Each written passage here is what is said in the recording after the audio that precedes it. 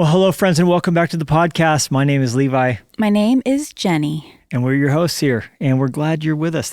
So glad you're here. Thanks for bringing us on into your radio. Oh, radio. Thanks for bringing us on into your stereo, into your iPod.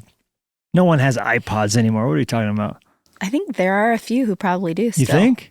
Do you think anyone's listening to this on a Zune? Zune?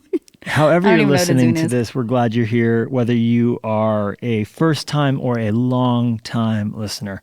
We invite you into our humble family. We call our listeners the Luskos, and thanks for being one or being an honorary one. Maybe you're here on a trial basis and you're ready. When you're ready, you can commit. No pressure. Until then, we welcome you to be a guest. Yes. We have today Joel Smallbone. From the band For King and Country, a friend for a long time of ours. How long? You guys probably talk about that in a conversation. Going back to 2013, that's when we first started hanging out. In fact, Fresh Life Church was one of For King and Country's first paid concerts ever that they were flown to come and do. We can say we knew them when, you know. I knew them when. That's so cool. And he talks about what that meant to them, that we booked them to come in. And I knew then that they were going big places because there's just such talent. I mean, they're amazing. I love all their songs. Yeah. So many of them. God Only Knows, Love Me Like I Am, the duet they did with Dolly Parton. Oh, yeah. Just phenomenal. Yeah. And such talent and such kindness, both of them. So humble. Luke was supposed to originally be a part of the conversation, Luke Smallbone, but one of his kids had to go to the doctor, which we get that because you were at the doctor today with two of our kids. Yes. So you were going to have this be a part of this conversation too, but life happens. So all around, we were in the doctor's today, but everything's okay.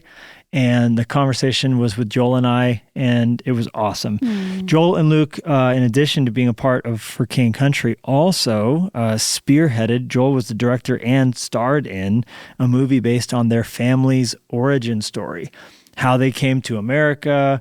We talked a little bit about it in the conversation, but Rebecca St. James, their sister, how her career was launched and came about, and just the agony their family went through. Really a powerful story, which we would encourage everybody to go and watch Unsung Hero at the movie theater and then stream it as well and bring some friends. Powerful story. Yeah, beautiful. Yeah, I'm excited about that. And this conversation.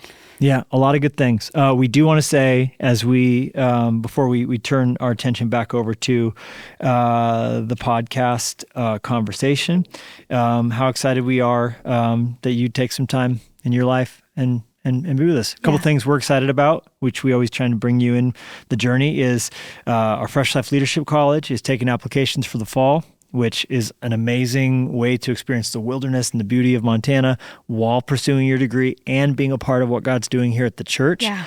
If you sense God's call in your life, hand in your life, whether to marketplace or ministry, pray about coming out and, sleeping in a snow cave and taking part in all the fun of life in the mountains. Oh, so much fun. Yes, you are cordially invited to consider and to apply. We would love to have you. Yeah, that's the Fresh Life Leadership College, and there's a number of different degrees you can pursue, and then we'd love to have you be a part and in the mix of all that God's doing here in Montana. Not the least of which includes what He's doing in the youth of our church. Yes, with our movement conference that we do every year, we bring in youth from around the country, youth groups, family groups. Parents with a couple teenagers and their friends or whatever, they camp, they get a hotel, and we've got all these great bands and speakers, Passion Music, KB, we have Kane, the band, as well as some phenomenal speakers, Lisa Harper and Chad Veach and Willie Robertson from Duck Dynasty, and they all get to speak into the students, and we get to share, and it's all outdoors, which is very unique. So often when you're at a worship conference or conferences indoors, this is outside with the mountains and the setting sun and the bald eagles flying over periodically. Oof, yes. We were just praying about it with our staff, and one of our pastors was praying for the glory of the Lord to fill the rodeo arena. And that's our heart, is that students would experience God and would come and their lives would be changed, and that their lives, they would know that they have great potential and impact in the lives that they're living right here and right now. And so That's right. you have time to get registered, check it out, to get registered, invite some people to come with you. Yep. Youth pastors. There you go. The links are in the show notes. You can go to MVMNT24.com, 24. That's MVMNT24.com. And then, of course, that's the Fresh Life Leadership College, which all you have to do is go to freshlife.church/college to get more information about those things. Yes. But the links are below, and we would encourage you to pray about both of them. All right. Well, without further ado, here is a conversation with our friend, Joel Smallbone.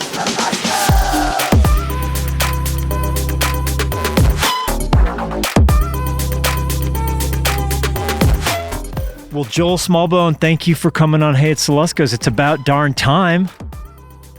You can say that again. It is about darn time. And I don't know if it's your fault or my fault or our fault, but there's probably equal blame to share. I think the universe has been conspiring to keep us away from each other, but we have overcome. But you know what's cool, man? It's like, it's been conspiring to keep us apart, but yet I feel like we're the oldest of friends. This is true. Going back to 2013. I mean, that's how long we've been running, which is, I think, right before your marriage, right? Yeah. I think, man, it's either 12 or 13, because I just remember you invited us to do, I believe it was your Easter service. That's right. Does that ring a bell? Yep. And it was like one of the first times anyone had invited us to do anything as a band. And so we were just thrilled out of our minds to come and be with you. It was actually a real encouragement. Like, look, I've played 1,000 shows plus since from that day to this, but that was one of the, like, I remember so many things about that day. Yeah, me too. And you know what's funny is, and I'm about to be like that guy that I hate that comes up to me and says, I remember when, and I always knew, but I know I've done that to you and Luke so many times because, you know, as you said, you know, we were both new in us launching our church. We had just gone through significant loss. You know, Linya had just gone to heaven the previous year, and we wanted to do a big blowout Easter. We rented the biggest venue in town we could find, which was a rodeo arena, and we wanted to bring an artist in. And you know, I remember like we had talked about different artists that would be a dream, and someone, I don't remember who, I wish I could dig it down, the sequence of it. Someone said, you know, there's this band for King and Country, these boys, let me tell you something. And I remember I listened to a couple songs. I was like, oh my gosh, how have I never heard of these guys? These are incredible. These guys, and you guys come and put on the most incredible show. You could just tell even then, these guys have a destiny, and its history has its eyes on them. And I could just tell the way you carried yourselves, the kindness, the talent, all of it. I was like, okay, we just got the most incredible screaming deal of a lifetime, because 10 years from now, ain't nobody getting these guys for what we just paid for them. And I was so grateful for the way that God marked our paths at that point. Yeah. I remember you talking about honor and talking to young girls about, you know, just what they're worth, and just all of the things that you've come to stand for and that the world knows for King and Country for. I feel like I got to see it, you know, before the world got to be exposed to it, and I cherish that. I'll say this, Levi. Well, it's very kind. I've said it before. One of the greatest things that I feel like we can hang on to as creatives and as people and as Jesus followers is intuition. Like, that's all we have. Like, you know, the Spirit's guiding. And so much of this for so many people can be about math. It's like, who are they? It's the who's who, and what are we going to do? And what I love about from that day to this, and I feel like you've maintained this, man, because, you know, I feel like although our paths have intermittently crossed at, you know, a Harvest Crusade or, you know, an airport or whatnot, what I've always appreciated is I feel like that intuition that you had back then as a leader in going, this, like, I believe in this. I believe, speaking of belief, what I love too is that you put your money where your mouth is. Like, this was what you did that day.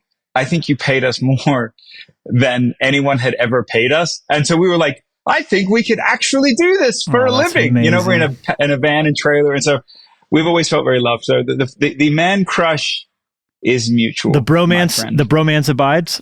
We shall say it abides. It abides. And then right abides. after that, that was 13, 14, I believe, is when Luke had his serious medical ordeal. All of that stuff happened, and it was real touch and go for a while. He wasn't able to travel with you guys, and right. I mean, that all happened so quickly. And I think we actually did a in the middle of it a really pivotal show at Angel Stadium there in California. We were both there, and Luke was not. Luke has he's in remission, but a digestive disorder, ulcerative colitis. He's 6'4". If he stands up straight, he's 6'5", and he got down to about 125 pounds. That's the last time he weighed himself. And so the doctors were so worried. They just they were like, you have so little muscle on your body, and even in your heart could just give out. And so they basically said, you got to come off the road. And Luke's the definition of a good soldier, but he came off the road. And that show that we did at Angel Stadium, was one of the first shows without him. And because they live streamed it. And so he sat in his living room here in Nashville, skin and bones, watching this thing. And I remember calling him before and after, because it was this trippy thing of like, I kind of wanted to be the rock star for years. Like, I wanted to do it. Like, Dad had put us together, and I was like, I don't want to do it with Luke, Dad. Like, we didn't get on growing up. And then we made this record. We started touring with a band. And then the very thing I didn't want, the thing I wanted happened. And that was, it was just me. I was the rock star in front of 50,000 people. And I was like, this sucks. And it was actually a really reformative moment for he and I. And obviously since then, he's been able to get on medication, and he's doing really well. But yeah, those are the life moments, like walking through, your daughter passing into the next life, walking through my brother being sick. Like, the list goes on. We could just go through the last 10 years. It's been very real, very real. And I was at that show too. I was the host of that crusade that night. I remember that. Yep. And I remember him texting afterwards. He had been watching. Gosh, it's crazy. It's cool that our stories have intersected in different ways like that. So I do want to talk about this new project, the movie that is of your family's life, where you play your father, Unsung Hero. That is, I'm not Freud, but I wouldn't have to be to know there's got to be some level of challenge in stepping into your dad's shoes in portraying him on the film, which is so fun too, because your dad came with you guys to Montana the first time that you guys came out here to do our Easter. Your dad was with you. That's right. And such a sweet, kind man, such a champion, such an encourager. So I really am grateful I've got the chance to meet him, and then seeing your portrayal of him. Walk me through this project. How did this come to you? Like, was this, I know you're the brainchild, director, star of it, all the things. Well, it's funny you say dropping into his shoes, because I literally not only his shoes, but the jacket I wore in the film was his very jacket from 30 years ago. So for those of you watching or listening who don't know, my parents migrated from Australia to the United States. My dad was a concert promoter in Australia. So like old school, like Christian bands, like Striper or like Amy Grant, he would bring down to Australia, and he lost $500,000 on a tour in the early 90s. Basically lost everything, lost his credibility, lost the house and life savings. And he'd been offered a job in America. And so Mum and he talked, and they decided to bring their 6 kids. She was 6 months pregnant, pack 16 suitcases, and literally move continents halfway around the world, only to arrive and then lose the job. And so it became this sort of walk of faith where we rallied as a family. We literally sat in a furnitureless living room. No car, no way for our little sister to be born in a hospital. Mum was in a high-risk pregnancy. And we pray for everything. And Levi just saw miracles, man. Like, and the community came around us. The local church came around us. And through that was our sister, Rebecca James, was born, kind of her musical, career was born out of that time. But it was through that kind of banding together. And this, a Hollywood Reporter wrote a great article when it was released. They said, turning struggle into adventure. And I thought that kind of sums up. Luke and I were very young at the time, but it kind of sums up. How old were you what our story when this all took place? I was between 7 and 10. Okay. when the film was kind of the portion that it documents. And like you said, I played Dad. It was a very expensive therapy session. Man, I must have been smoking something. I wasn't, for the record, but I sit there and I go, I just thought, well, this makes sense. Like when Luke was the one that came up with the idea, he was like, I think we should. He told the family story from stage for the last 10 years of like, as kind of a child advocacy, pay it forward moment. And so in 2020, you're standing on your parents' shoulders. You guys have always been so honoring of those who have come before you, all that. Yeah. Yeah. And so, and everyone's always come and said, you should write a book about this. And Luke's joke is we were homeschooled, so we don't read and write very well. So we'll make a movie instead.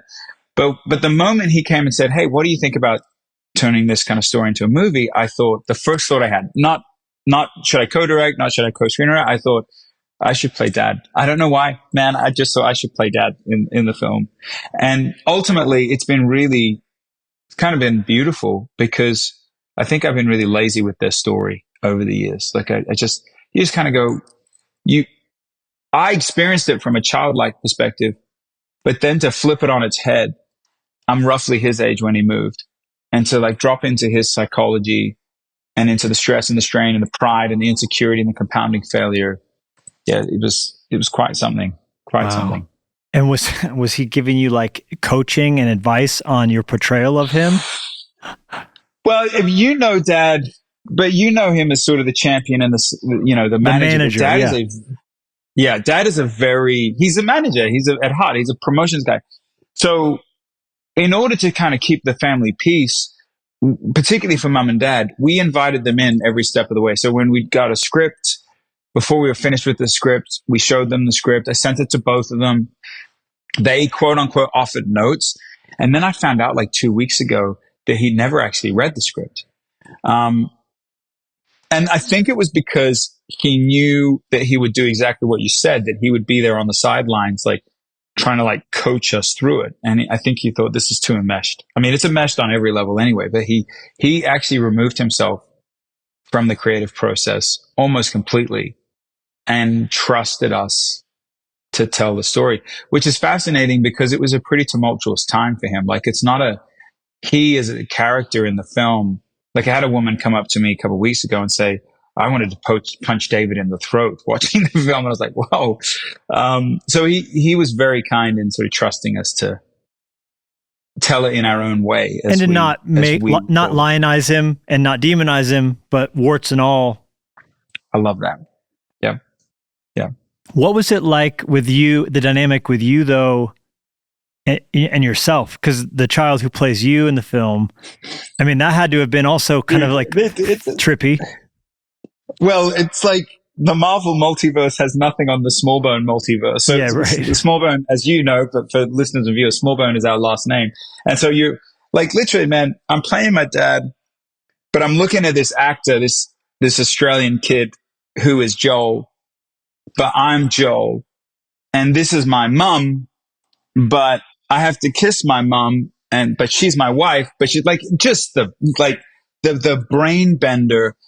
And then to top it off, because it chronicles our sister Rebecca, sort of like I said, getting the music. Yeah, because you kind of zip by it, but in the '90s, Rebecca St. James, early and late '90s. I mean, that was like she was the Christian, young girl. My wife would have, all through high school, it would have been Rebecca St. James for her. So I mean, that's in the movie, her career kind of getting started. Because it's not about you guys' career, even though you guys here sit here with your 4 Grammys and all the things.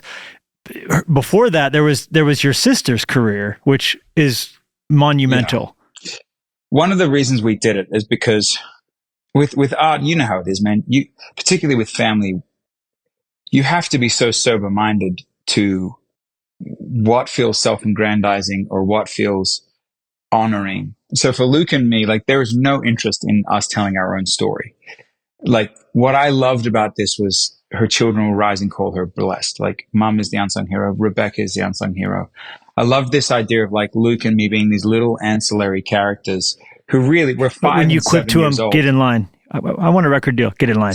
Yeah. Yeah. All that stuff. all the little quippy, like stupid, there's one point at the end where Joel says to Luke, like, waiting in the wings and stuck with you, story of my life. It's like, I just love these stupid little, like, Easter eggs, nods yes, to what would become. But the point of it was not to tell our story. The point of it was, as you well said, Levi, was like, we stand on the shoulders of giants. Like, these men and women, be it our parents or be it people in the community, be it people in faith that have sacrificed so much and gone before us, to rise up and call them blessed is a beautiful thing. So I'm really proud of it from the vantage point of it was an honor project, not a glory project, for the record, but to honor them through it. I was really proud. Well, and I'm art really proud and cinematography and storytelling and something at the movie theater you can take your kids to that you don't have to, like, pull a blanket over their head. You know what I mean? I mean, that's well, to your point, like, we did the math. We were looking at the cinemas because it's in like 2,800 theaters right now. There's, like, other than Kung Fu Panda that's in a couple theaters, there's literally no family film or no PG film in the theaters right now. Yeah, so like my favorite movie growing up was Gladiator, right? Like, I love Gladiator, Russell Crowe, all of it. So when air high five. Yeah, so when Napoleon comes out and I hear it's Ridley Scott, I'm like, I have to go see it. And my daughter, who's 18, is like, Dad, we should go see Napoleon. I'm like, oh my gosh, yes.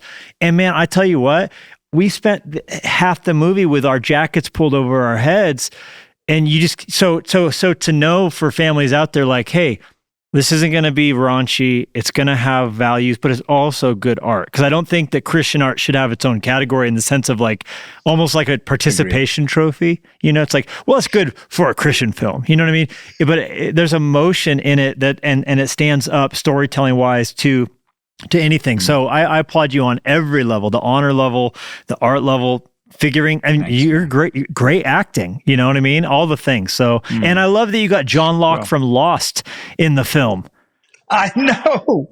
What a brain bender, right? Like, and that was the other cool thing, Levi's like, and man, you know this, with your brother being in film, with Daniel being in film, who I love and appreciate so much as well. It's like, you set out to go, like, this has to be grounded, this has to be thoughtful. But then with this one, you're like, but am I crazy? Like, I thought up until last Friday, because it released in last Friday, and thank God, like, it was the number 2 movie in America. Thank God it all worked. But I thought, I think that I could be nuts. Like, because I was kind of the engine behind it to go, hey, we should tell us. Like, in my mind, I'm like, it's Australia, it's moms, it's the rise of women, it's miracles. Yes, and it's our parents' story. But to everyone else, it was like, yeah, but, like, this is just your family saying. So for it to actually, like, work, and then for people like Terry O'Quinn or John Locke and DJ Tanner and Candace Cameron Bure, or like Lucas Black with Fast and Furious, and then Lionsgate ultimately to rally around it and go, I believe in this, we're rallying this, and we're going to put it on the greatest theatrical stage possible, and that is in a theater. How incredible. So good. How incredible is that? So good. Well, congratulations. And I encourage every single Lusketeer listening, go see Unsung Heroes. This movie is worthwhile, worth your time. It'll bless you. I guarantee it. And, bro, huge. Thanks, man. Thank you. The premiere did the whole family get to go with you? Everybody? Yeah, we had a really sweet moment. Because there's 9 of us in the family, and then there's 6 spouses, and then there's 15 nieces and nephews. So I don't know what your family's up to now, but we're like 30. We're 30 strong, and another one on the way, right? And so, and we're all strong personalities. Like, we're all in the arts. We've all got, perspectives and opinions on everything. And so the needle thread, and it's just the grace of God, man, to tell a story like this and to try and stay intact in the process, to where, mom and dad are still okay. I remember when we showed it to the family for the first time, because I mentioned every step we're trying to invite people in. We hadn't quite locked the edit. And for those of you who don't know, that means like just finish editing it. But we got together in a small theater in Franklin, and just the family and all the kids. And we played the film, for them, which is terrifying for the first time. And it was so interesting seeing all the dynamics. Like mom hadn't seen it. So she kind of wept, and like we all had this prayer time, and dad went and like talked to the projector operator. Cause I just don't think he knew, like his brain broke. Like I don't know what to, like he just didn't know what to do. And yet since then, and you know, our parents' generation is not quite the generation to go to therapy. But it's almost like this film has been therapy for him, because I think he's watched it 20 times, Dad, since. Wow. And I think he's cried every time. And so fast forward to the premiere, as you mentioned, we had it here in Nashville. I'm sitting in the movie, and initially Luke and I were just going to go up at the end and say a couple things to close. And I turned to my wife and I said, hey, should the whole family come up at the end? And I thought, well, maybe all the family comes up and then all the actors come up that sort of played all the family members. And she was like, I thought you were just going to say family. And absolutely, the whole family. So after the film, you know, it's 1,500 people in the Lionsgate's biggest premiere, which was crazy. And it's in the very town that we moved to when everything fell apart. And we got to stand on that stage, husband and wives, lined up as a whole family, still intact. That was probably the proudest moment of going, okay, we did it. You know, we're still in it. Bro, that's amazing. Love that.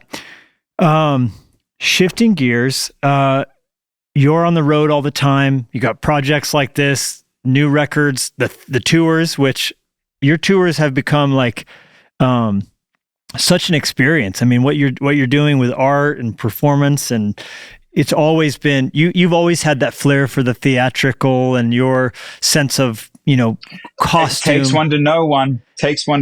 Levi. Yeah, but I'm saying like, you would be watching now. Of course, we just talked about don't go see Napoleon because it's raunchy, but you would be the one watching Napoleon going like, I should totally wear that at my next concert. You know what I mean? Like your sense of like revolutionary French Revolution fashion. You know what I mean? Like nobody can pull off the looks that you pull off. You know, the vibes. And so I mean, you're always kind of like cooking. Where does that come from? Is that in your family? Is it your mom? Like where does that sense of creativity? Did you pioneer that? Yeah, it's an interesting question, because isn't that always the question of like, what is nature and what is nurture, you know, and what's the balance between the two? Man, it's interesting even talking about movies, even before music, like where this house sits now. My wife and my in-laws kind of have a little compound here. They were Californian. They're Tennessee transplants now, from California. And right here where this sits was my parents sort of the back of their property.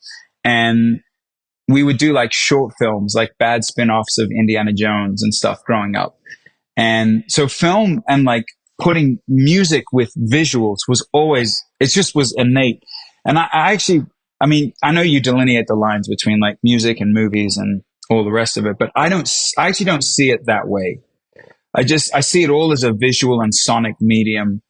It's just pushing and pulling on, you know, if you do a music video, it's a certain format. If you do a live show, it's a certain format. If you do a movie, it's a certain format, but you're just kind of pushing and pulling on the visual, musical, you know, strings either way.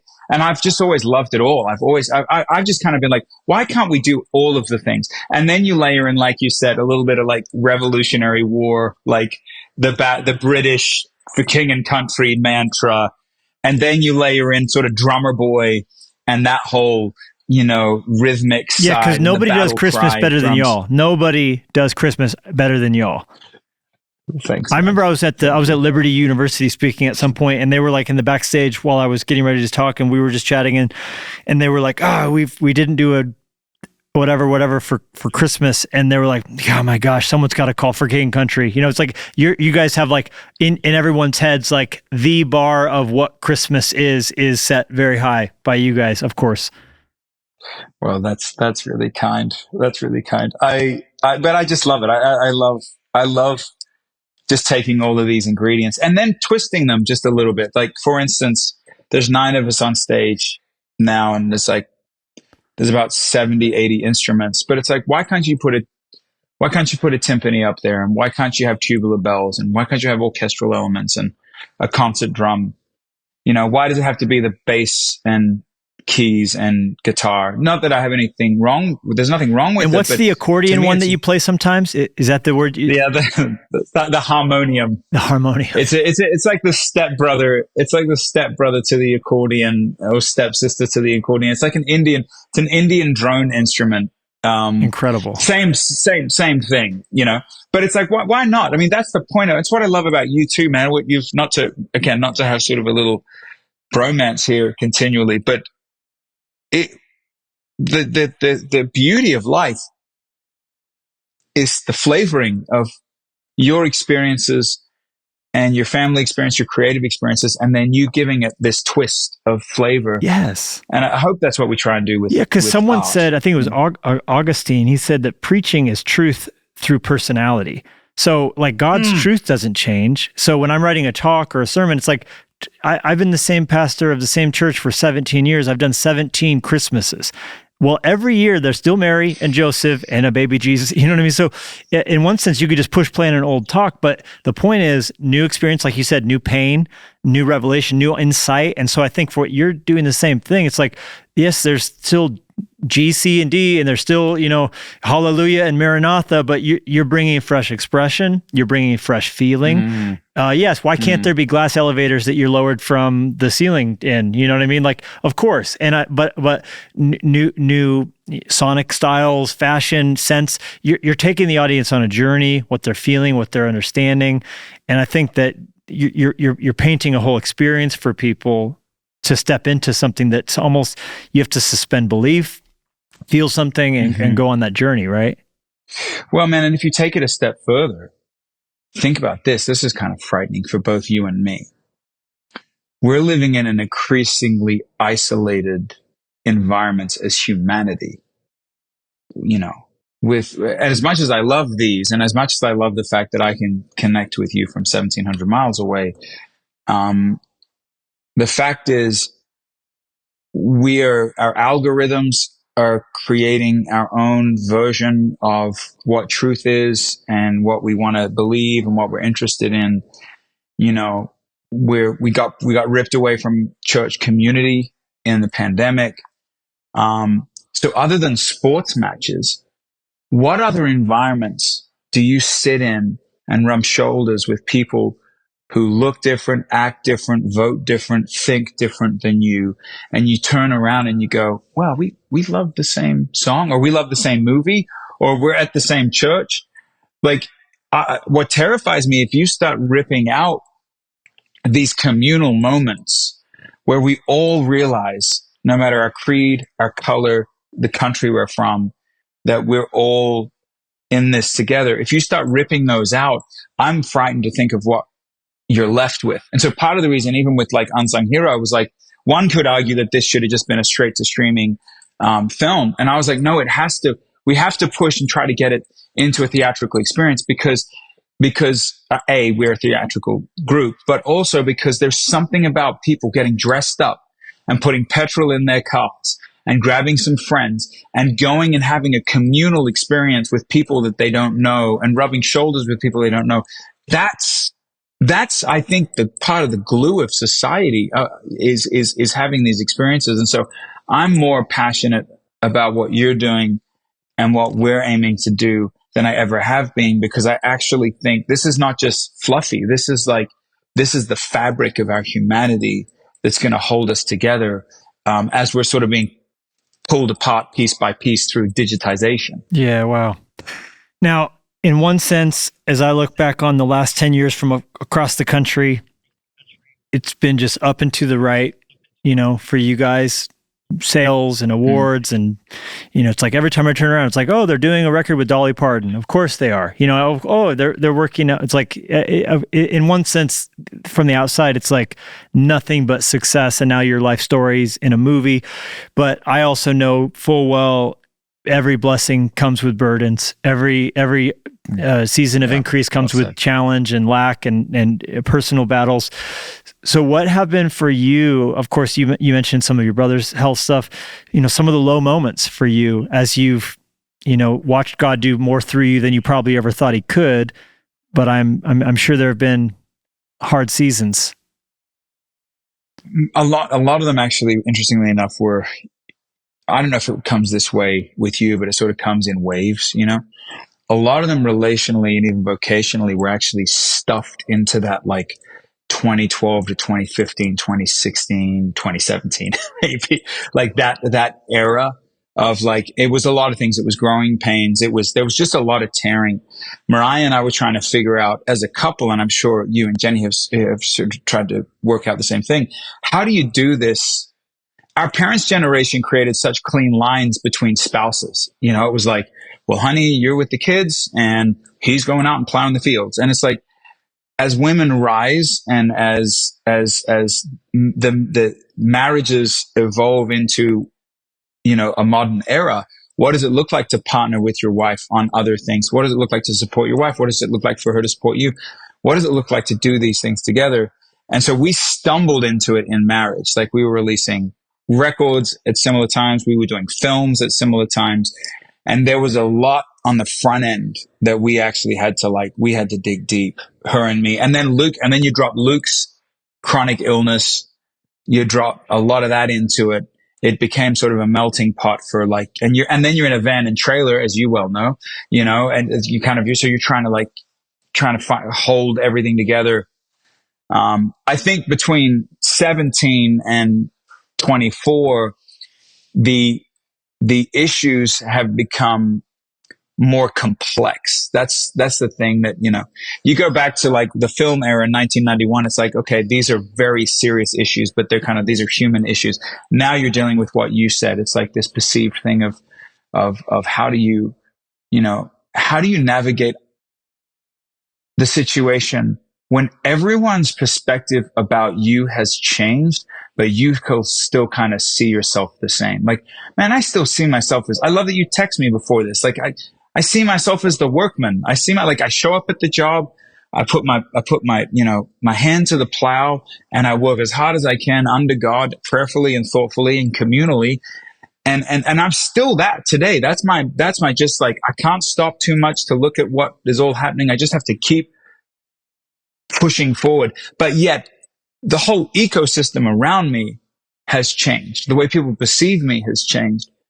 And as a result, I'm so thankful for some of these storylines being out in the world. I'm really thankful for this film being out in the world, because I hope that it helps ground people to go oh yeah, you're out doing the band thing now and you're doing movie stuff now.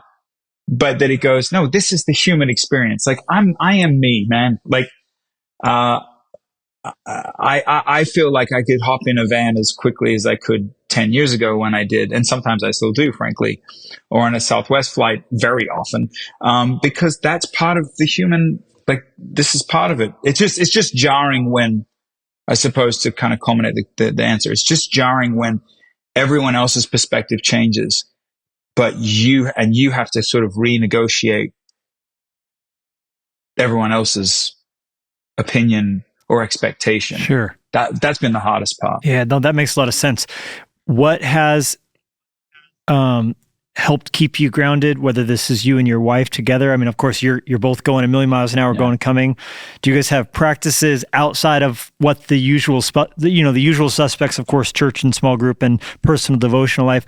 Do you guys have things that have been a helpful rhythm for you in your marriage? And then this follow-up question would be, you personally, what anchor you on a daily basis or weekly basis?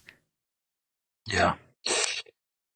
Her and I, I'll start with her and I, we've been, something that has been really helpful for us is just putting language to things. So, one, understanding the red letters when it comes to marriage. How important is marriage to God? Okay. And you start peeling back that onion and go, okay, this is the one institution that God gave humanity is marriage. Okay. The first miracle Jesus Christ ever did, was at the union between a man and a woman. Okay. He uses this illustration consistently of like the bride and the groom, that we are the bride and he is the groom. And so you start peeling back those layers and you go, well, whatever this friendship is, between you and Jennie, between Mariah and me, like this must be really important. And, we need to pay attention to the sanctity of this. So for her and I, man, it's all of it. It is, I mean, it's the rudimentary things, like you said, it's church, but it's more than that. It's like she has a witten of women that are around her.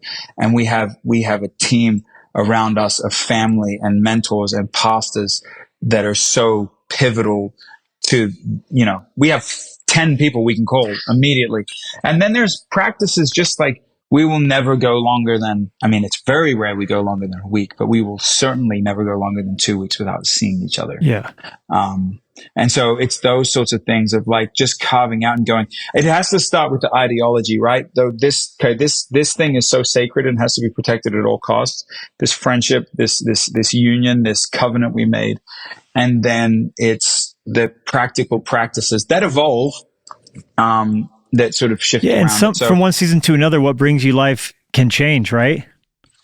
Absolutely. What are some life hacks or some, you have an afternoon or a day together? What are some things you guys do maybe that people wouldn't necessarily think that would bring great life? Well, we have a Great Dane, and so we are forced to go on a pair of walks every day because she's 120 pounds. Is that Marmaduke, the Great Dane? Is that cartoon dog? That's it's not Great Dane cartoon dog would be Scooby-Doo, and they are just as frightened. Scooby-Doo is a Great Dane. Okay. I was thinking Marmaduke. Maybe it's not. Appropriate to be. What's Clifford? I don't know. Clifford's just red and big. Yeah, I think looks super biologically engineered, extra large dog.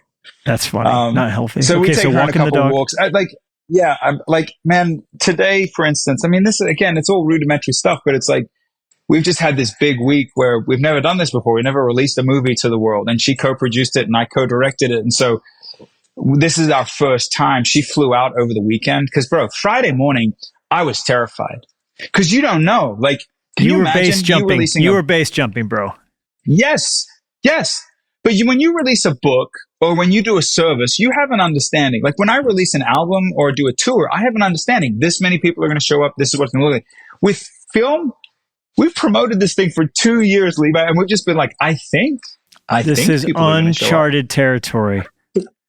So Mariah, we sat down beginning of last week and said, what are we going to do? And I said, I need you these days. So 10 a.m. on Friday, I'm like, it's all hope is lost, darling. We've just sunk everything. We're going back to Australia. Yep. Yeah.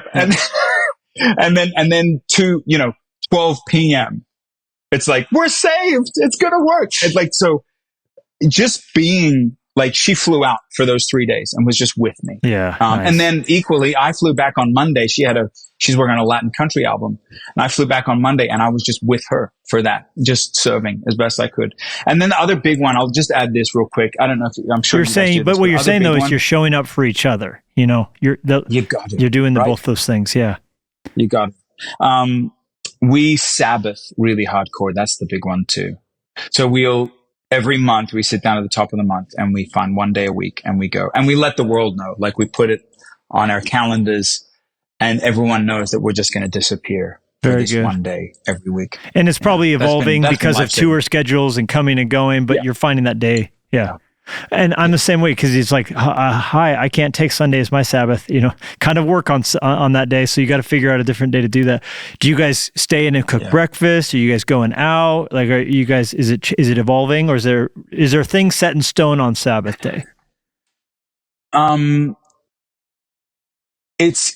devices go away. That's been a big one. Sure. So we've been working for years now to get our devices further away from us at night, particularly. So, obviously they start at the bedside and then they move to the dresser and now they're like in a closet in the back shelf in the corner of the room at night. So that's been big. So for the whole day, we just we put our phones away. And then, I mean, we live, you know how it is, man. We live such regimented lives. Like, I can tell you where I'm going to be in 8 months from now. You give me a day, I'll tell you where I'm going to be. And so there's actually something really charming about having no expectation for a day. Just going, I want to have a bath. I'm going to have a bath. We want to go get ramen. I'll go get ramen. Like, we'll go get ramen. I love breakfast. You mentioned brekkie, favorite meal of the day. We want to have a good brunch. We'll just make some brunch. Like, we'll watch a telly show, you know? So actually, I don't know about you, but when your life can be so fantastic in some weird way, it's actually the most human, simple things that are the most, and they sound even silly to mention because they're so sort of just simple, but those are the ones that I'm like, I can't, like I said to Mariah this morning, she just took me out on a date early this afternoon for lunch. And I just looked at her and said, I can't believe we get to spend tonight together. Like, we're going to be home and we're going to do nothing, Levi. And it's going to be one of the greatest nights of my year just because we're home. No, there's nothing weird about that at all. And there's nothing at all small about breakfast. And there's nothing weird about that at all. How about you personally? I mean, you stay fit. Are you out working out? What do you do? I mean, obviously, you're on the road a lot. So I'm sure it's evolved over the years. But what about, like, if I don't do this, and I'm not talking about your quiet time. I assume you're meeting with Jesus. I'm talking about, like, for me, like getting in a dry sauna, or, you know, are there things for you that are like, this keeps me sane? The two biggest ones that I've been focusing on lately is eating and sleeping. Right. So now, again, different strokes for different folks, right? But I do intermittent fasting has been massive for me. So I actually I don't eat. I say I have breakfast, but I just really brunch. I don't eat until 12 o'clock. And then when's your cutoff? And then I try like 7. I try and like cut it off. So about 6 or 7 hours of eating. And then I try and get about 16 to 18 hours, because for me, like the is it glucose, like, hits when you just eat all the time, you're just getting hit. And it just pushes my body into like a frenzy. So eating, and then I've got the Aura Ring situation, sleep tracking. So that's been revolutionary for me. It's like, it's almost become a game. Like, how good can I get my sleeping? And so I've been giving up on like the hardcore exercise. Most of it to me is like low level, like cardio, or like I did 50 push-ups this morning. Like, it's kind of more life hack stuff. Like standing up when you're tying your shoes instead of sitting down, so your balance is a bit better. Like, just figuring those little life hack things that I can just do every day, because so much is changing around me. AG1, you know, or I'll show you this. We got a kick out of this. For those of you listening, you can't see this, but this is my my offering of daily supplements. So you've got, I can't believe we're at this point. No, this is actually what I'm here for. This is 100%. You've got cod oil here. You've got garlic. I think there's some zinc and some magnesium. There's I think it's called golden thread tucked away in there somewhere. I haven't been sick in like 8 months, but so I'm really proud of myself. How many swallows will it take to get all this down? Can you get those down in one handful? 2. Okay, 2 swallows. 2. No, I could do it. I could do it in one. I'm just aware that, like, with pills, so what is that? 2, 4, 6, 8. There's 13 pills there if you're listening. You're one gag reflex away from never being able to have pills again. Wow. And so I just want to avoid the one gag reflex. Yeah, like cost to benefit on choking is pretty low for, I'll just get all 13 down. So do you buy all those bottles and aggregate that yourself, or do you use a service to get you the pills? No, I aggregate them myself. Yeah. I aggregate them myself. I go to the apothecary and I actually compound them with a mortar and pestle, and do you find I actually poured the cod oil myself. Okay, I was going to say, the hard thing I do the omega-3 fish oil every day as well, and I find myself, like, for the next 2 hours burping up fish taste, and I hate that. Oh no, something about the cod oil. I don't know. I don't taste it. I can't hear the word cod without thinking about Peter Pan also. He always calls Captain Hook a codfish. A codfish. Yeah. Thank you, codfish. Thank you, Captain Hook. I was on the AG1. I found, so I, about 60 something days ago, I had seen a clip of Jordan Peterson talking about it, and I went on that carnivore diet just as a reset. Have you heard of this? Yes. So no vegetables of any kind. So I had to cut out AG1. My first 30 days on the carnivore diet were amazing. Like, it reset everything, and I've just stuck with it. So I haven't had vegetables in like 3 months. So I had to kick the AG1 because it had veggies in it. Like, I'm down at my college weight from that carnivore diet. I was literally going to say, it's hard to see on the screen, obviously, but you look really good. Oh, you're so kind. Well, I don't know how long I'm going to stay on it. I think long term, it's not probably great to just eat meat all the time and no vegetables. But yeah, I think you're right. Well, because Jordan Peterson does it because he's actually allergic to like everything. He's been on it for like 5 years. He says it's like, and then I saw a bunch of other people have done it. My thing was, I just needed a reset on self-control, and I found such a rigid system of, well, this is easy. If it's not meat, you're not eating it. And the rule on that diet is there's no limit to what you can eat, because your body can't turn protein into fat. It's only sugar and carbs, That's what I loved about the intermittent fasting thing. Is the same principle. It's like, this is it. Like, you don't, after this time, you just don't eat anymore. The trouble is, Mariah and I started doing it. Mariah started doing it with me, and this is a whole other podcast, but she's been doing this deep dive into women's health, and come to find out that women's health is so, you probably know this, but women's health is so dramatically behind men's health, because in the 60s and 70s and 80s, when all of this was developing, like supplements and all the rest of it, they wouldn't give them to women that were of childbearing age for fear of lawsuits and interrupting any kind of fluidity with childbearing. And so what they ended up doing is that they did like premenopausal or postmenopausal women, and then just men. And so all of these statistics that we still are guidelines in the health community today are primarily based on men. And it's only now that they're starting to go, actually, women, like, you have very sophisticated, like, 4 sequences every month where you should be having like this week and this that week and this. So she got on it for about a month with me, the intermittent fasting, and then she started reading the stuff. Like, Jennie just got a book on a woman's guide to fasting, because of what a woman's body needs is very different than a man's, and because like we're circadian and they're or whatever, our rhythms every day, where their rhythms once a month. They're so much more sophisticated than they're we like are. A woman's body is like a Ferrari and a man's like an F-150, if you think about it, right? It's like 100%. And they can grow a human being for their next trick. You know what I'm saying? Like, just beside that, nothing else. They can duplicate.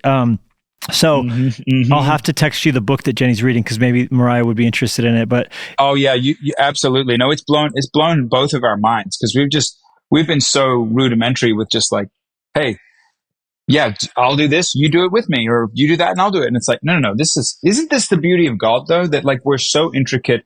And then there's another sub level of like different types of women with different types of body types need different types of things. And like, blood type and even men too, though, because I told my buddy about the carnivore thing. He's like, oh my gosh, I'm going to do that. And then 2 weeks later, he was in the hospital. He's like, the carnivore thing did not work with my blood type. It was like he was deathly ill from just all meat. I was like, sorry, man, I'm not a doctor. Please don't take my advice anymore. So if you're listening, don't do fasting because Joel said so, or carnivore because Levi said so. Because amen.